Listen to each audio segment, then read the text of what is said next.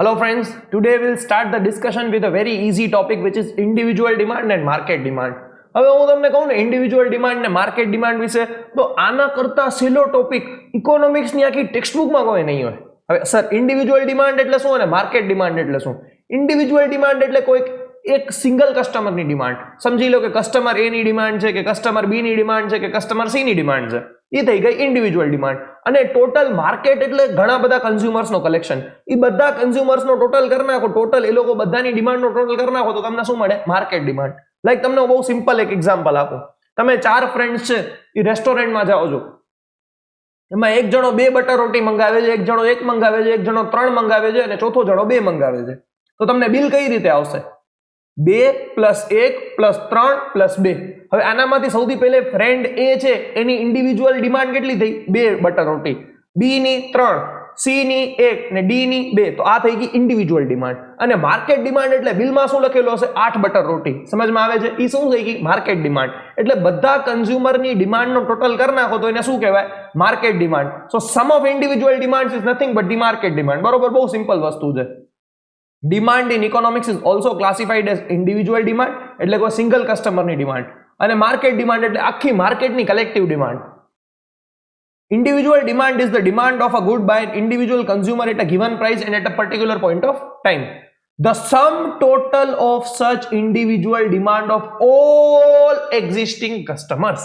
એટલે બધા કસ્ટમરની ડિમાન્ડનો ભેગો કરી નાખો તો શું થઈ જાય? Market demand. In the market is called market demand at a given price and at a given point of time. આના કરતા સહેલો કાંઈ ના આવે. બરોબર? હવે આનો એક્ઝામ્પલ કેમ લેવાનો? જો હું તમને સમજાવું. પ્રાઇસ તો લખી નાખવાની 1 2 3 4 ને 5. હવે 5 કસ્ટમર્સ આપણે લેવાના છે. તો હું સૌથી પહેલા demand by customer A, demand by customer B ને ડિમાન્ડ બાય કસ્ટમર સી લઉં. પ્રાઇસ 1 તો ડિમાન્ડ આપણે જે ડિમાન્ડ કવમાં કરો તો એમને એમ કરી નાખો 5 4 3 2 1. બી માં કરી નાખો * 2 બધામાં ડિમાન્ડમાં 10 8 6 4 2. અને આનામાં એ નો 3 ગણો કરી નાખો, 3 ટાઈમ્સ કરી નાખો 15 12 9 6 ને 3. બરોબર? હવે તમને શું કરવાનો? સૌથી પહેલે એ નો ડિમાન્ડ કર્વ બનાવવાનો. હવે જ્યારે એ નો ડિમાન્ડ કર્વ બનાવશો ને ત્યારે તમારો ડિમાન્ડ કર્વ એક્ઝેક્ટલી આવો જ બનશે. બી નો ડિમાન્ડ કર્વ બનાવો, ઈ આવો જ બનશે. સી નો ડિમાન્ડ કર્વ બનાવો, ઈ પણ સેમ ટુ સેમ આવો ને આવો બનશે. બરોબર? એ નો કર્વ, બી નો કર્વ, સી નો કર્વ. આને શું કહેવાય? Individual demand curve of A, આને individual demand curve of B, અને આ individual demand curve of C. હવે તમે બનાવો માર્કેટ ડિમાન્ડ નો કર્વ. માર્કેટ ડિમાન્ડ એટલે sum total of individual demand. તો હું અહીંયા કને લખું છું માર્કેટ ડિમાન્ડ. 5 + 10 15 + 15 30, 4 + 8 12 + 12 24. અહીંયા કને આવશે 18, અહીંયા કને આવશે 12 ને અહીંયા કને આવશે 6. હવે જ્યારે હું માર્કેટ ડિમાન્ડના પોઈન્ટ્સ પ્લોટ કરીશ ને 1 2 3 4 5 30 24 18 12 6, તો ઈ પણ એક્ઝેક્ટલી એવો ને એવો બનશે. આનો મતલબ શું થયો? કે be it the individual demand or be it the market demand, demand curve will always be negative downward sloping curve. સમજમાં આવે છે? indicating the inverse relationship between price and demand. બરોબર? હવે જો નીચે એક્ઝામ્પલ અલગ લીધો છે, તમે આ એક્ઝામ્પલ પણ લઈ શકો છો. Price 10 8 6 4 2, demand by A 1 2 3 4 5, demand by B 2 3 4 5 6 ને ડિમાન્ડ બાય C 3 4 5 6 7. હવે જો આ 1 2 3 નો ટોટલ કર્યો છે માર્કેટ ડિમાન્ડ થઈ. 2 3 4 9, 3 4 5 12, 4 5 6 15 ને 5 6 7 18. હવે સૌથી પહેલા એ લોકો શું કર્યો છે? ડિમાન્ડ કર્વ ઓફ એ બનાવ્યો છે. 1 2 3 4 5 2 4 6 8 10. અને જો આ A B C D આ ડિમાન્ડ કર્વ બન્યો. એવી જ રીતે B નો ડિમાન્ડ કર્વ બનાવ્યો છે. એવી જ રીતે C નો ડિમાન્ડ કર્વ બનાવ્યો છે અને છેલ્લે માર્કેટ ડિમાન્ડ નો કર્વ બતાવ્યો છે. આ ચારે ચાર કર્વ જોવો તમને આમાં કાંઈ પણ ફરક લાગે છે? ના. ખાલી વેલ્યુઝ ચેન્જ થાય છે, પણ ડિમાન્ડ કર્વનો જે સ્લોપ છે કે જે ટ્રેન્ડ છે સેમ ટુ સેમ રહે છે, which indicates કે be it the individual demand or be it the market demand, demand curve will always be negative sloping from left to right downwards. સમજમાં આવે છે? તો આ તો ઇન્ડિવિજ્યુઅલ ડિમાન્ડ, માર્કેટ ડિમાન્ડ બહુ ઈઝી ટોપિક છે. The above schedule depicts the individual demand by consumers A, B and C. The summation of individual demands is shown as market demand. The individual demand curves are shown as demand curve of A પહેલો, demand curve of B બીજો, and demand curve of C in separate diagrams. अब ऊपर जो है ને 3 अलग अलग demand curve. And the market demand curve is also shown in a separate diagram. એટલે આપણે ટોટલ 4 ડિમાન્ડ કર્વ જોયા, A નો, B નો, C નો અને A + B + C નો. બરોબર? The above diagram also depicts that all 3 individual demand curves of A, B and C consumers are downward sloping, and so is the market demand curve. એટલે બધે બધા curve downward સ્લોપિંગ જ છે, બધામાં બીજો કાંઈ નવો જોવા મળતો નથી. તો આ હતો ઇન્ડિવિજ્યુઅલ ડિમાન્ડ અને માર્કેટ ડિમાન્ડ. હવે ફ્રેન્ડ્સ આપણો જે first half of the chapter કે first or second phase of the chapter પૂરો થાય છે. હવે આપણે ડિસ્કસ કરવાનો જે last phase of the chapter જે છે બહુ જ important topic elasticity of demand, જે સમજવા માટે પણ અઘરો છે, યાદ રાખવા માટે પણ અઘરો છે ને યાદ રાખીને એક્ઝામમાં પ્રોપરલી લખવા માટે પણ અઘરો છે. જે અઘરો છે એ અઘરો છે, બરોબર. હવે ઇલાસ્ટિસિટી ઓફ ડિમાન્ડ શું છે? ઇલાસ્ટિસિટી ઓફ ડિમાન્ડ, એક જ સેકન્ડ. હા, ઇલાસ્ટિસિટી ઓફ ડિમાન્ડ એટલે શું? જો ઘણીવાર આપણે જોઈએ, હું તમને મારી લેંગ્વેજમાં એક્સપ્લેન કરું. હવે અમે લોકો ક્લાસમાં ભણાવતા હોઈએ ને તો ક્યારેક મગજ જાય છોકરા ઉપર, ક્યારેક કોઈકને ઓછા માર્ક આવે ને તો ઘણો સંભળાવી દઈએ. સમજી લો કે મેં આજે 10 મિનિટનો લેક્ચર આપ્યો કે તું આવો છો, તમે લોકો ભણવામાં ધ્યાન નથી દેતા, તમે જિંદગીમાં શું કરશો, ભણવો બહુ જરૂરી છે. 10 મિનિટનો મેં લેક્ચર આપ્યો. હવે ક્લાસમાં સમજી લો 50 જણા બેઠા છે, તો 50 જણા ઉપર એનો મેગ્નિટ્યુડ, ગ્રેવિટી અને ઇફેક્ટ અલગ અલગ હશે. લાઈક કોઈક એવો થઈ જશે કે યાર સર આપણે આ બધું કહે છે તો સર સાચો કહે છે યાર, આપણી જિંદગીમાં શું થશે આપણી સાથે, હવેથી આપણે વાંચવા સિવાય કંઈ કરવો જ નથી. એક આ ટાઈપના વ્યક્તિઓ. બીજા, સરની વાત સાચી યાર, આપણે થોડું ધ્યાન નથી દેતા, થોડો ઘણો આપણે વાંચવો જોઈએ, થોડો ઘણો વાંચવો જરૂરી છે. બીજા. ત્રીજા, હવે આ તો બોલે, હવે આનો તો ધંધો જ છે બોલવાનો, આપણે કાંઈ અહીંયા કાંઈ જિંદગી ભણવા માટે, આપણે જન્મ ભણવા માટે લીધો છે કે જલસા કરવા માટે લીધો છે? ભલે બોલે, કાંઈ ફરક નથી પડતો. હું ઈ જ બોલું છું, બધાને ઈ જ સંભળાય છે, પણ ઈને ઈ જ વસ્તુનો, ઈને ઈ જ વ્યક્તિ દ્વારા બોલવાથી બધા ઉપર અલગ અલગ અસર આવે છે. આને હું કહું છું ઇલાસ્ટિસિટી. ઇલાસ્ટિસિટી એટલે શું? તમે કોઈ એક વસ્તુમાં ચેન્જ કરો છો, એના લીધે બીજા ઉપર ઇફેક્ટ કેટલી આવે છે. લાઈક સમજી લો કે હું મારી વસ્તુની પ્રાઇસ 10% વધારી નાખું છું, તો એનાથી ડિમાન્ડ ઉપર ઇફેક્ટ આવશે. પ્રાઇસ વધારી તો ડિમાન્ડ ઘટશે, પણ ડિમાન્ડ કેટલી ઘટશે? કોઈ એક્ઝેક્ટ એવો ફોર્મ્યુલા તો નથી ને કે 10% પ્રાઇસ વધારી તો 10% ડિમાન્ડ ઘટશે. કે એવો હોઈ શકે 10% પ્રાઇસ વધારી તો 5% ડિમાન્ડ ઘટે, એવો હોઈ શકે કે 10% પ્રાઇસ વધારી તો 15% ડિમાન્ડ ઘટે. હવે આ જે છે ને કે due to X% change in price, how much percentage change in demand occurs, એને કહેવાય ઇલાસ્ટિસિટી ઓફ ડિમાન્ડ. એટલે કે for 1% change in price, how much % change in demand occurs. એટલે સમજી લો કે અગર હું 1% પ્રાઇસ વધારું તો મારી ડિમાન્ડ કેટલી ઘટે છે, ઓર હું 1% પ્રાઇસ ઘટાડું તો મારી ડિમાન્ડ કેટલી વધે છે, એને કહેવાય ઇલાસ્ટિસિટી ઓફ ડિમાન્ડ. આપણે એ ખબર છે, જો at this juncture we very well know કે પ્રાઇસ વધશે તો ડિમાન્ડ ઘટશે, પ્રાઇસ ઘટશે તો ડિમાન્ડ વધશે, પણ કેટલી? હું તમને એમ કહું કે તમે વાંચશો, સમજી લો કે તમે રોજની 4 કલાક વાંચશો તો તમારા માર્ક વધશે.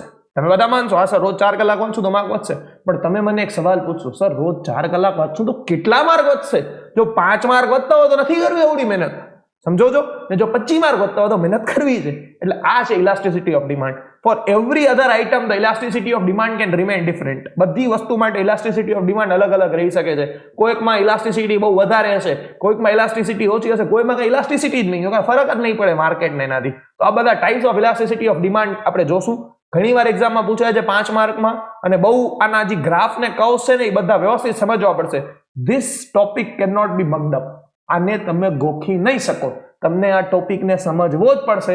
તમને સમજવામાં મજા આવે તો ભલે, ના આવે તો એ ભલે. ધ્યાનથી સમજજો. આ elasticity of demand is the extent to which demand responds to change in any determinants like price, income, taste and preference. એટલે કોઈ પણ ફેક્ટર, આપણે જનરલી પ્રાઇસની જ વાત કરશું આનામાં.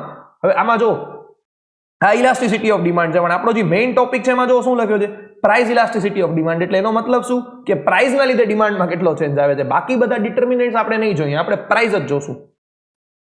પ્રાઇસ ઇલાસ્ટિસિટી ઓફ ડિમાન્ડ એટલે શું કે અગર પ્રાઇસમાં ચેન્જ આવે છે તો એના લીધે ડિમાન્ડમાં કેટલો ચેન્જ આવે છે, બરોબર. Law of demand explains that when other determinants are assumed to be constant, kaya? Taste, income, price of related goods, size and future expectation regarding price and size of population.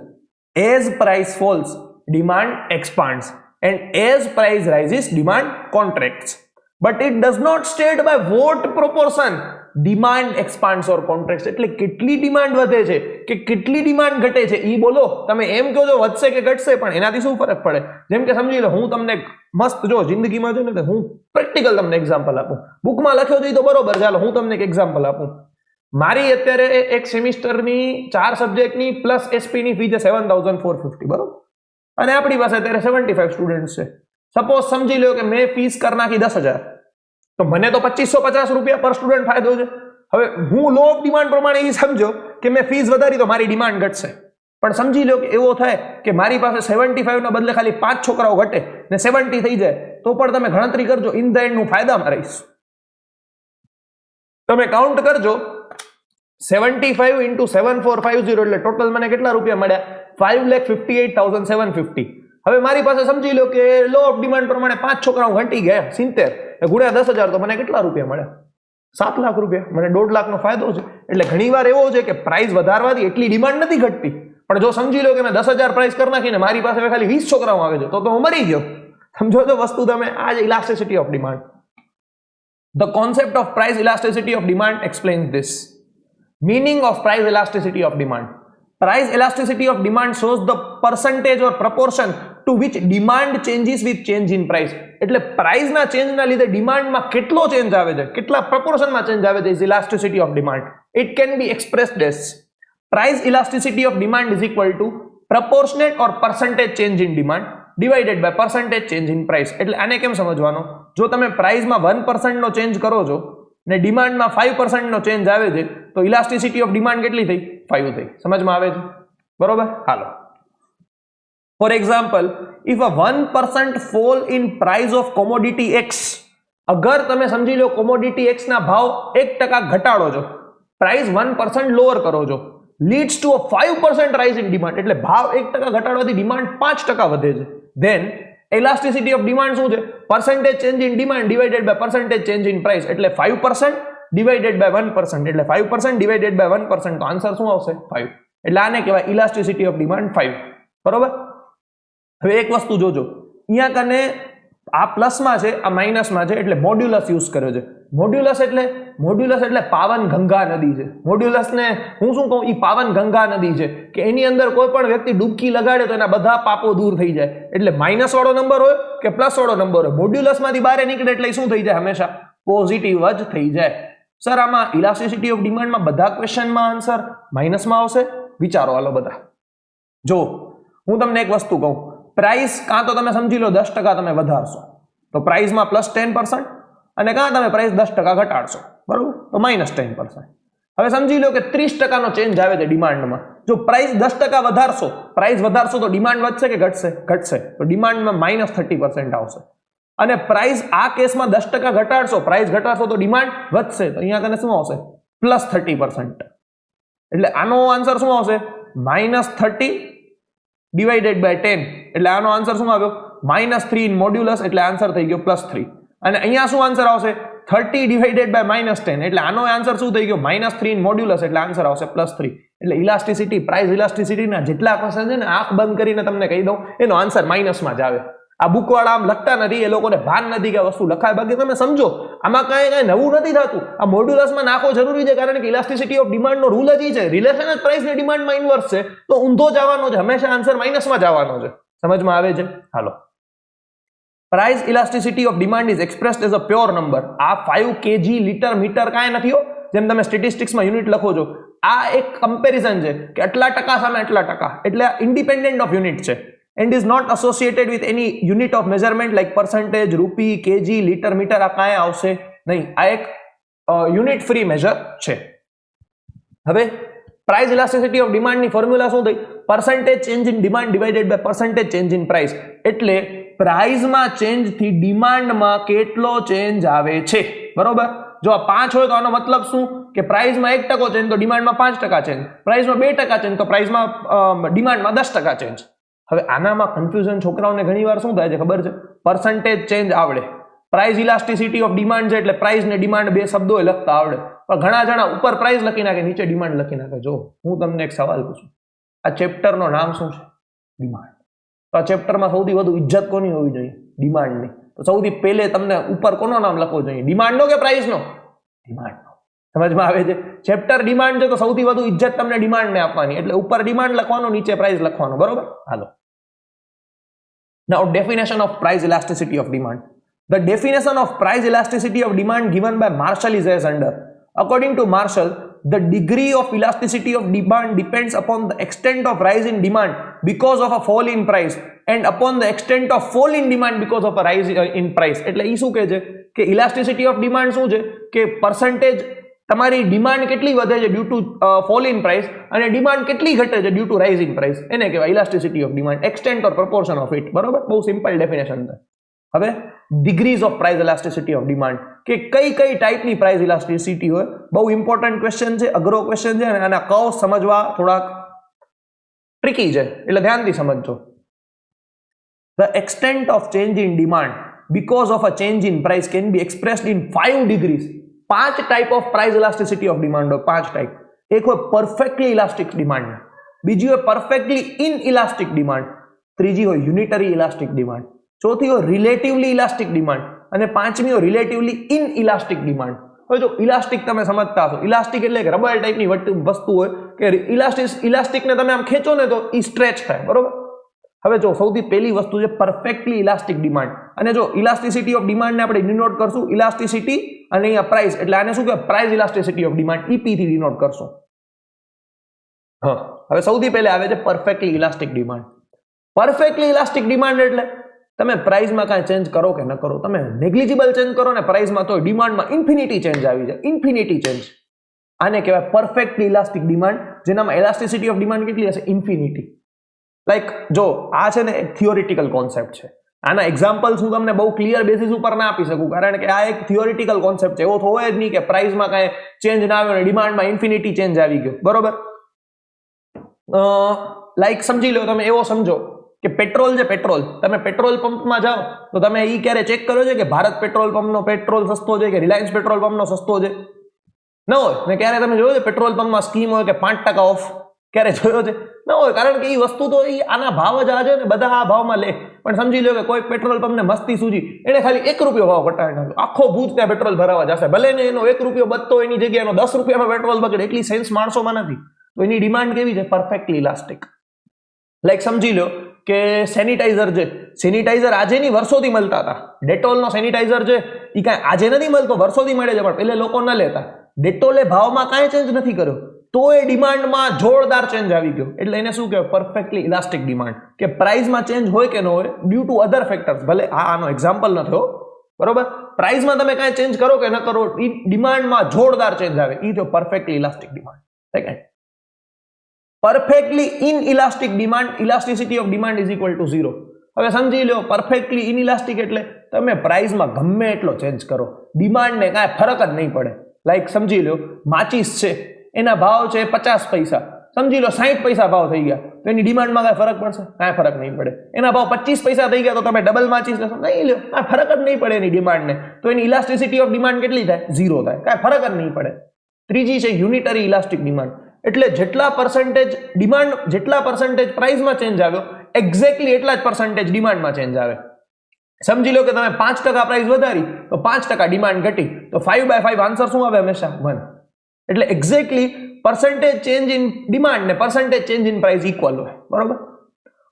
Fourth is relatively elastic demand, કે જ્યાં elasticity of demand is greater than 1. એટલે તમે સમજી લો કે price 5% વધારો છો તો તમારી ડિમાન્ડ 10% ઘટે છે, એટલે પ્રાઇસના ચેન્જ કરતા ડિમાન્ડનો ચેન્જ વધારે છે, તો જેના લીધે ઇલાસ્ટિસિટી ઓફ ડિમાન્ડ શું આવશે? Greater than 1.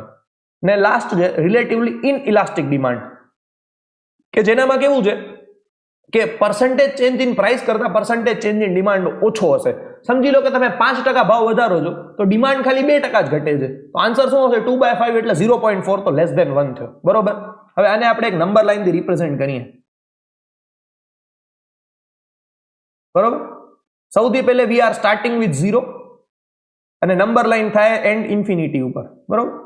વચ્ચે હું એક નંબર લખું છું 1. બરોબર. 0, ઇન્ફિનિટી, વચ્ચે 1. આ 3 નંબર લખો એટલે તમને આ ટોપિક બહુ મસ્ત સમજાઈ જશે. સૌથી પહેલે 0. 0 એટલે કે આ વસ્તુને ખેંચવાથી કઈ ફરક જ નથી પડતો, આને ઇલાસ્ટિસિટી કહેવાય જ નહીં. આને શું કહેવાય? ઇનઇલાસ્ટિક કહેવાય. એટલે આ શું થયું?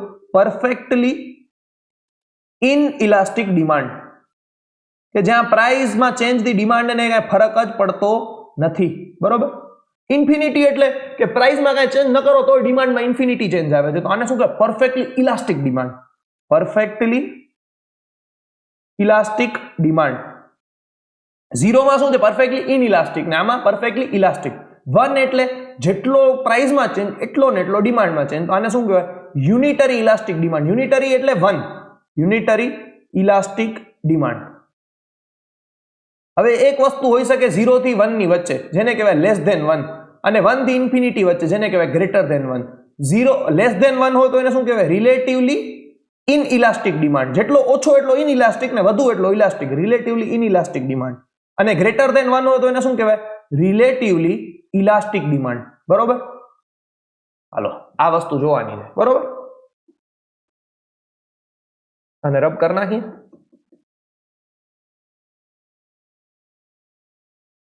એટલે ટૂંકમાં તમને સૌથી પહેલા શું સમજવાનું? એક નંબર લાઈન બનાવવાની, એમાં 0 ને ઇન્ફિનિટી લખવાનું. 0 એટલે પરફેક્ટલી ઇનઇલાસ્ટિક, 1 ઇન્ફિનિટી એટલે પરફેક્ટલી ઇલાસ્ટિક, વચ્ચે 1 પ્લેસ કરવાનો. 1 એટલે યુનિટરી ઇલાસ્ટિક, 1 ની લેફ્ટ સાઈડ જાઓ લેસ ધેન 1 એટલે રિલેટિવલી ઇનઇલાસ્ટિક, ને 1 ની રાઈટ સાઈડ જાઓ ગ્રેટર ધેન 1 એટલે રિલેટિવલી ઇલાસ્ટિક. આટલા ટાઈપ્સ ઓફ ડિમાન્ડ હોય અને આના બધાના કર્વ્સ બનાવવાના હોય. હાલો, so first of all we are talking about perfectly elastic demand. એટલે પ્રાઇસમાં કાંઈ ચેન્જ આવે કે ના આવે, ડિમાન્ડમાં ઇન્ફિનિટી ચેન્જ આવે. સૌથી પહેલે હું છે ને આ વાંચ્યા વગર આનો કર્વ બનાવવાની કોશિશ કરીશ, બુકમાં જોયા વગર, કાંઈ પણ સમજ્યા વગર. તમને એ ખબર છે કે આ ચેપ્ટરમાં ડિમાન્ડ અહીંયા આવશે એક્સ એક્સિસ ઉપર અને પ્રાઇસ અહીંયા કને આવશે. બરોબર? હવે આનો લોજિક શું છે પરફેક્ટલી ઇલાસ્ટિકનો?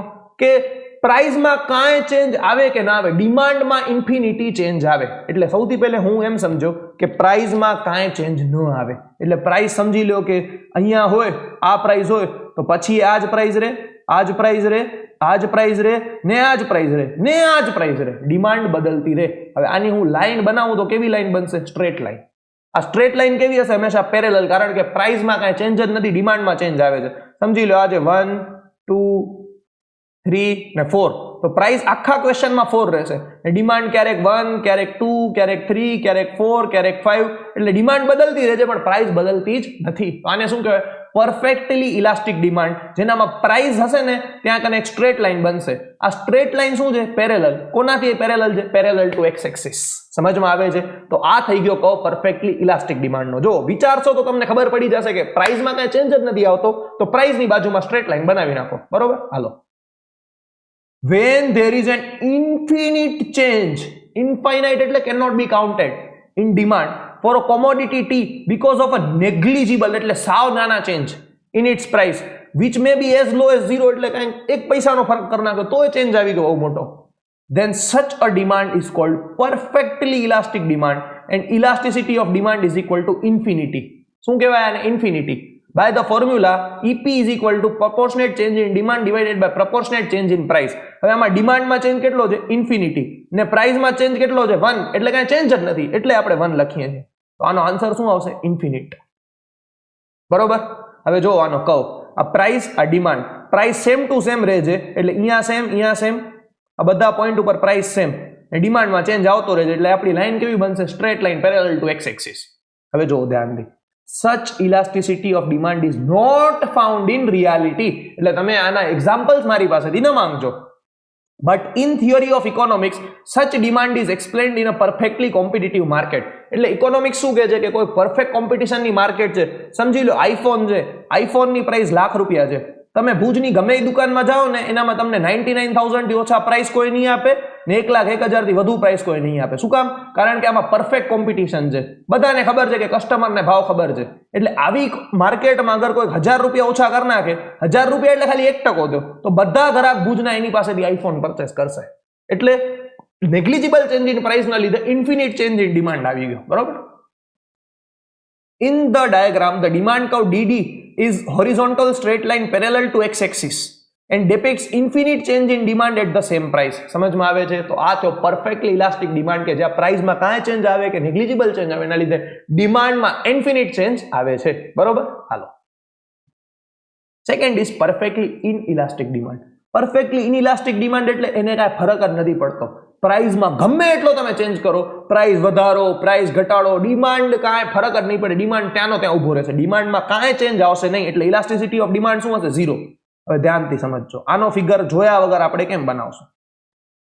આજે પ્રાઇસ, આજે ડિમાન્ડ, આજે પ્રાઇસ. બરોબર? હવે આનામાં મેં તમને શું કીધું? પ્રાઇસમાં તમે ગમે એટલો ચેન્જ કરો, ડિમાન્ડમાં કાંઈ ચેન્જ નહીં આવે. એટલે આ 1, આ 2, આ 3, આ 1, આ 2, આ 3. બરોબર? ડિમાન્ડ 3 છે તો ડિમાન્ડ 3 જ રહેશે, એટલે સમજી લો ડિમાન્ડ આ પોઈન્ટ ઉપર પણ 3, પ્રાઇસ 0 છે તો એ 3, પ્રાઇસ 1 છે તો એ 3, પ્રાઇસ 2 છે તો એ 3 ને પ્રાઇસ 3 છે તો એ 3. બધા પોઈન્ટ જોઈન કરો, શું બની? એક સ્ટ્રેટ લાઈન. આને કહેવાય અહીંયાનો ડિમાન્ડ કર્વ ડીડી. હવે આ સ્ટ્રેટ લાઈન શું છે? પેરેલલ ટુ વાય એક્સિસ, જેનો મતલબ શું છે કે demand curve same to same, demand કર્વમાં કાંઈ ચેન્જ જ નથી આવતો. ડિમાન્ડ કર્વ ડિમાન્ડ ઉપરથી એક સ્ટ્રેટ લાઈન બને છે which is parallel to Y axis. ફરક શું હતો? આમાં પેરેલલ ટુ એક્સ એક્સિસ ને આમાં પેરેલલ ટુ વાય એક્સિસ. શું કામ? આમાં ડિમાન્ડમાં ચેન્જ નથી, આમાં પ્રાઇસમાં ચેન્જ નતો. સમજમાં આવે છે? લોજિકલી વિચારશો તો આ બધા કર્વ સમજમાં આવશે. ગોખવા જશો કાંઈ ખબર નહીં પડે. I am very clear with my words. When price of a commodity say કે changes by any amount say 10%, 10% ભાવ બદલાવી નાખે, પણ ડિમાન્ડમાં કાંઈ ફરક પડતો નથી. But there is no change in its demand, then such a demand is called perfectly inelastic demand. કાંઈ ફરક જ નથી પડતો, ગમે એટલી પ્રાઇસમાં બદલાવ કરો, ડિમાન્ડમાં ફરક પડતો જ નથી. બરોબર? By the formula EP is equal to proportionate change in demand divided by proportionate change in price. 0% divided by plus 10% is equal to 0. બરોબર?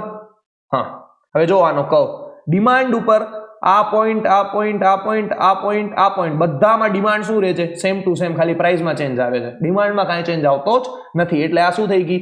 એક straight line parallel to Y axis. As shown in the diagram, DD demand curve is a vertical straight line showing that whatever be the change in price, there is no change in demand.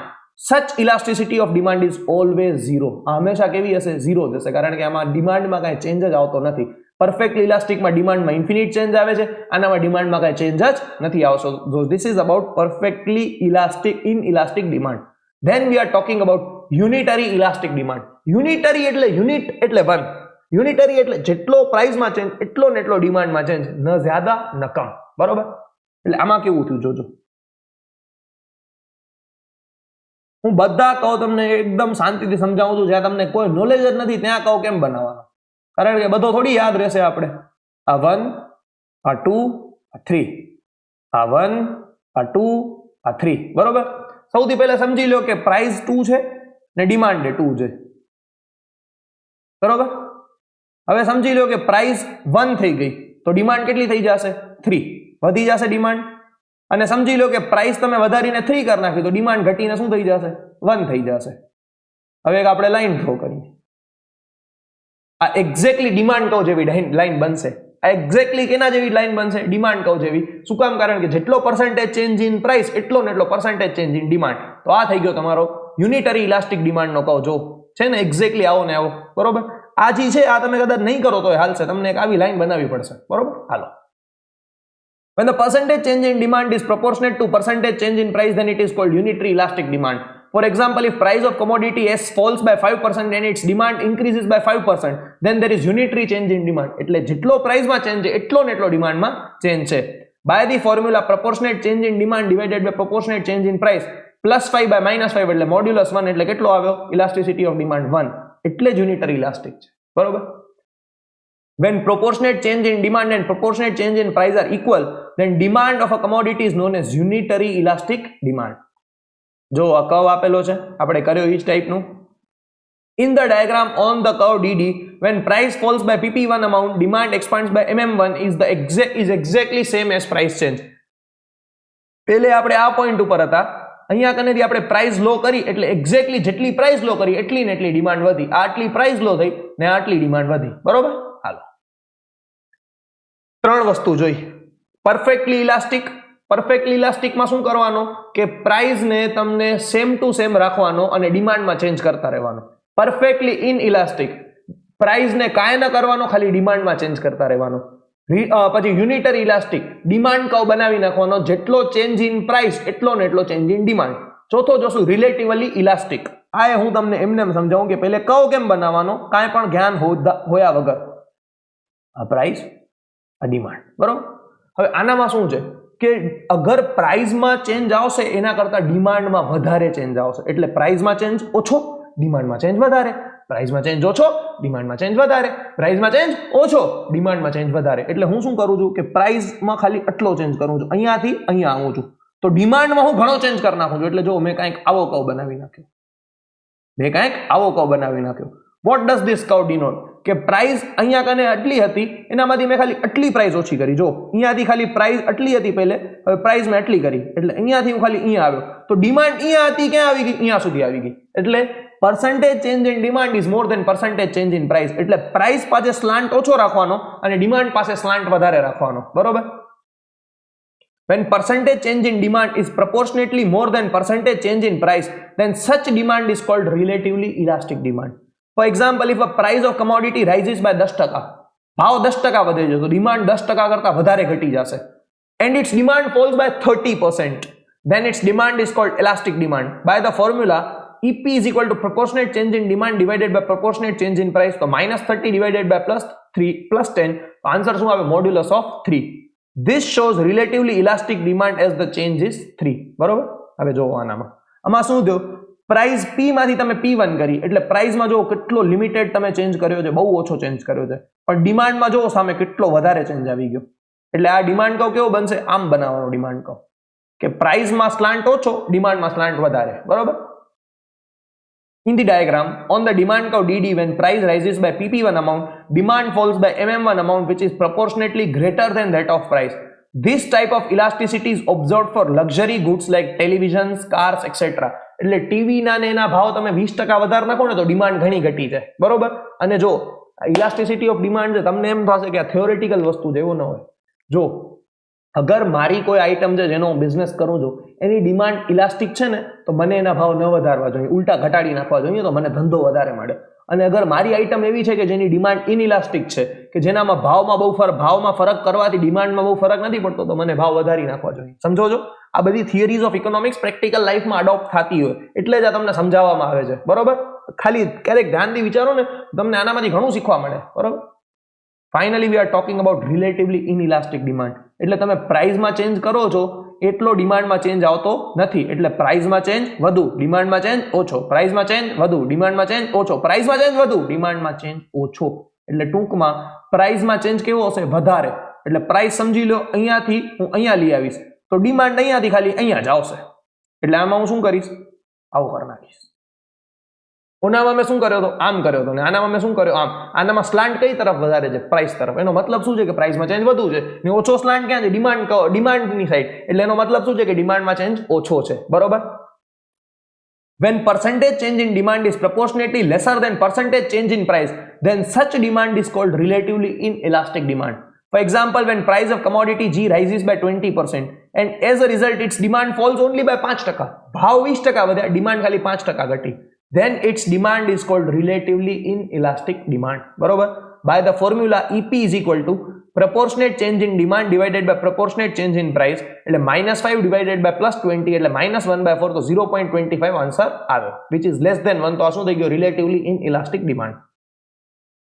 When price elasticity is less than 1, then that demand is called inelastic demand of commodity. બરોબર? હવે જો આનામાં price આટલી બધી ઘટાડી નાખી, પણ demand ખાલી કેટલી ચેન્જ આવી? ડિમાન્ડ ખાલી એટલી જ વધી. એટલે આનો મતલબ શું થયો? કે ડિમાન્ડમાં લિમિટેડ ચેન્જ આવ્યો, પ્રાઇસમાં ઘણો ચેન્જ આવ્યો. In the diagram on demand curve DD, when price rises by PP amount, demand falls by MM1 amount, which is proportionately lesser than that of price.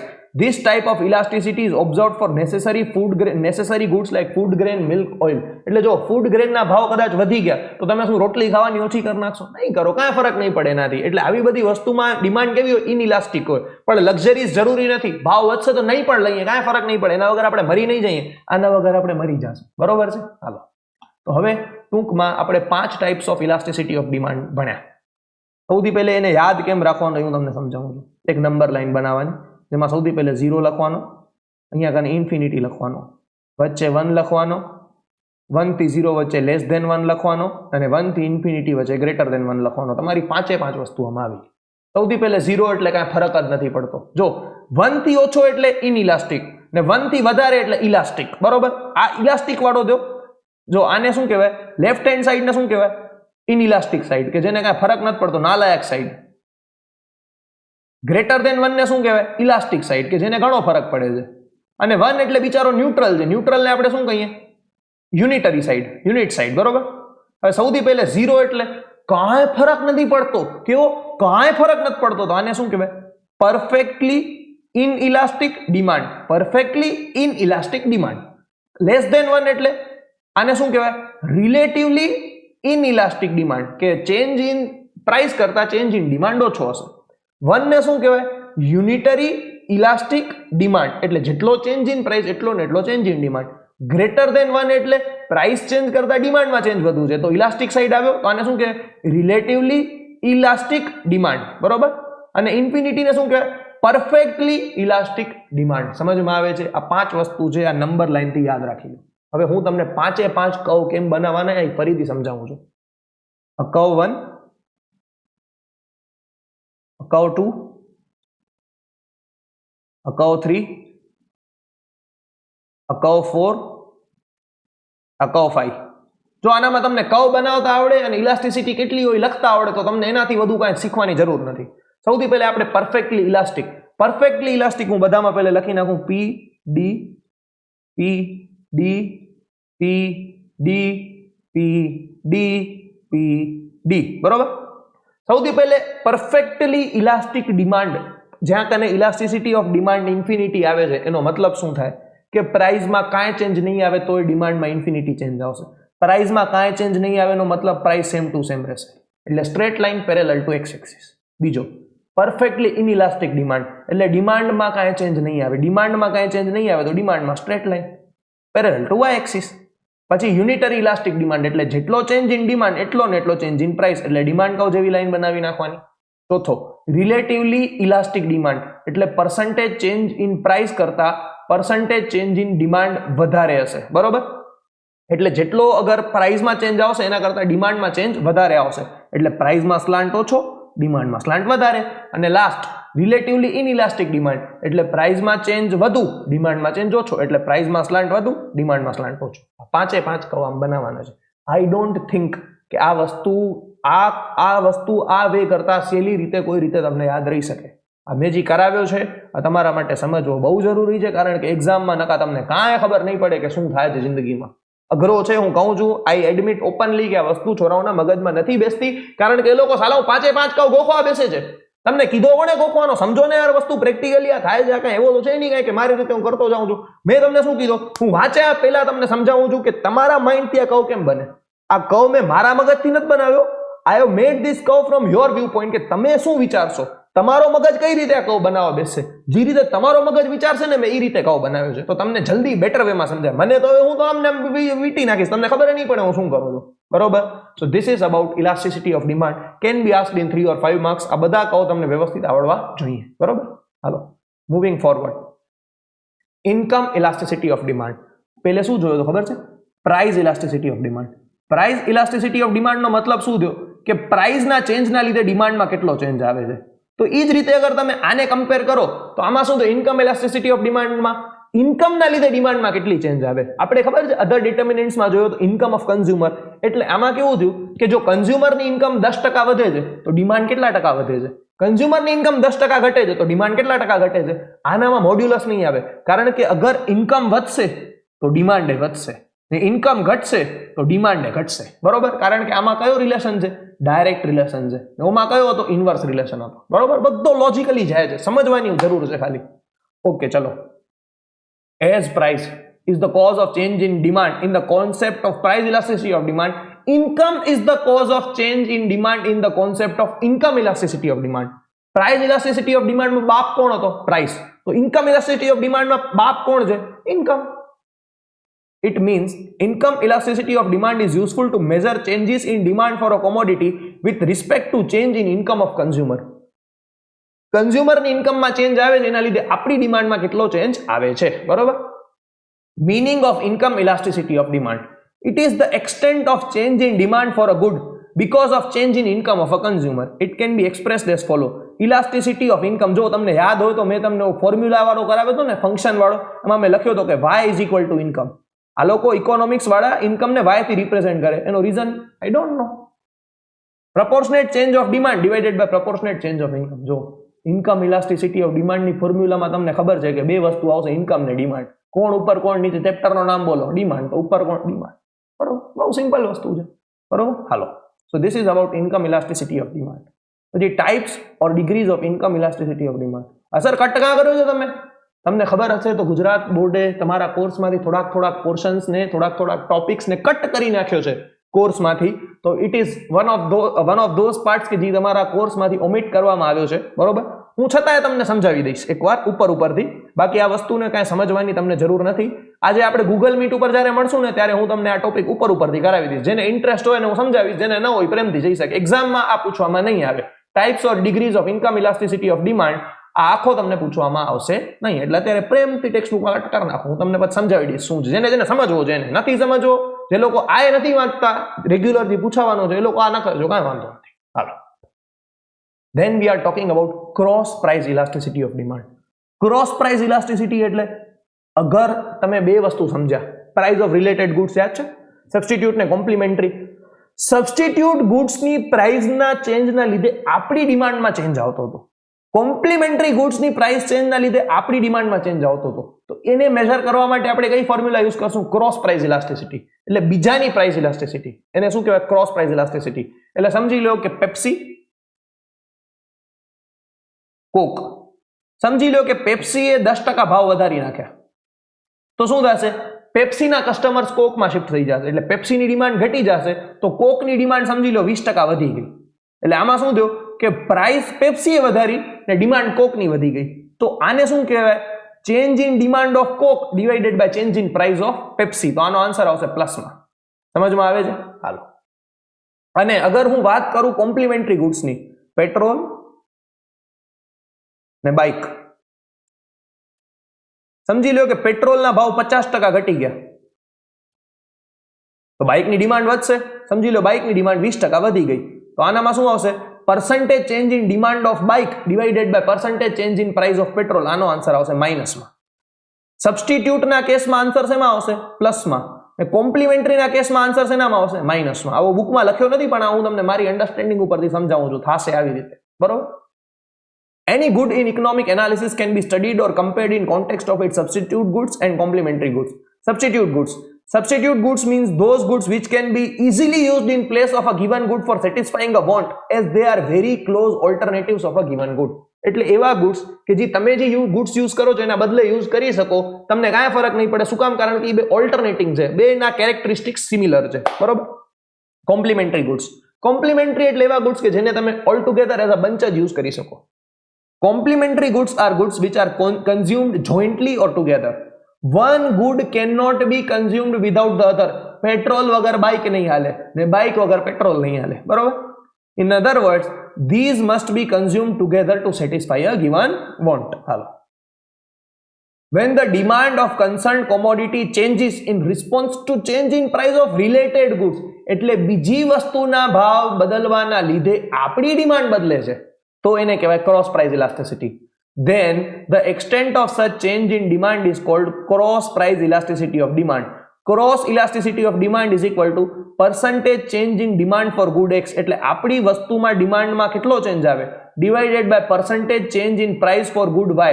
એટલે સબસ્ટિટ્યુટ કે કોમ્પ્લિમેન્ટરી ગુડ્સની પ્રાઇસમાં ચેન્જ આવે એના લીધે આપણી ડિમાન્ડમાં કેટલો ચેન્જ આવે એને શું કહેવાય? Cross price elasticity of demand.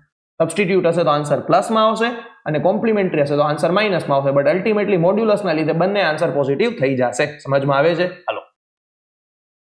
Now we are on the last topic of this chapter. એટલે એક ચેપ્ટર આપણો પૂરો થશે, માથા ઉપરથી એક ટેન્શન ઓછો થશે. The methods of measuring elasticity of demand. એક થિયોરિટિકલ ક્વેશ્ચન છે કે કઈ કઈ મેથડ છે. એમાં 3 મેથડ છે જે ઘણીવાર એક્ઝામમાં ઓબ્જેક્ટિવમાં પૂછાય છે. બાકી બહુ આ ટોપિકનો મતલબ નથી, જોઈ લઈએ. The law of demand expresses an inverse relationship between price and demand of a good, but does not clearly specify the extent of change in demand, supposing if there is a 10% change in price. So, law of demand એ કહે છે કે પ્રાઇસમાં change આવશે તો demand, price વધશે તો demand ઘટશે, price ઘટશે તો ડિમાન્ડ વધશે, પણ કેટલો એ નથી કહેતો. એટલે તો ઇલાસ્ટિસિટી ઓફ ડિમાન્ડ હતો. This kind of specification is provided by the concept of elasticity of demand, જે આપણે હમણાં સ્ટડી કર્યો. There are various methods of measuring elasticity of demand. The commonly used method are method of proportionate change, જે આપણે હમણાં study કર્યો. percentage change in demand divided by percentage change in price. બીજો છે ટોટલ આઉટલે મેથડ ઓર total expenditure method, જે આપણા કોર્સમાં નથી. અને ત્રીજો છે જ્યોમેટ્રિક મેથડ. 3 મેથડથી તમે ઇલાસ્ટિસિટી ઓફ ડિમાન્ડને મેજર કરી શકો. Method of proportionate change, total outlay method total expenditure method ને જ્યોમેટ્રિક મેથડ. આ બે મેથડ તમને શીખવાની કોઈ જરૂર નથી, બહુ એડવાન્સ લેવલની મેથડ છે, આ ખાલી નામ યાદ રાખી લેવાના છે. This is not a part of your course. With this, we happily announce the completion of chapter number 3 of economics demand, which is a very, very, very, very important chapter. બરોબર? હવે ત્રીજો ચેપ્ટર આપણો પૂરો થયો. આજે સાંજે ધ્યાનથી સાંભળો, આજે સાંજે 6 વાગે આપણે ગૂગલ મીટ ઉપર મળશું, બરોબર, ડિસ્કશન માટે. ટિલ ધેન વિડીયો જોઈ લેજો, બધો લખી કરી લેજો, વ્યવસ્થિત કામ કરી લેજો. Good bye.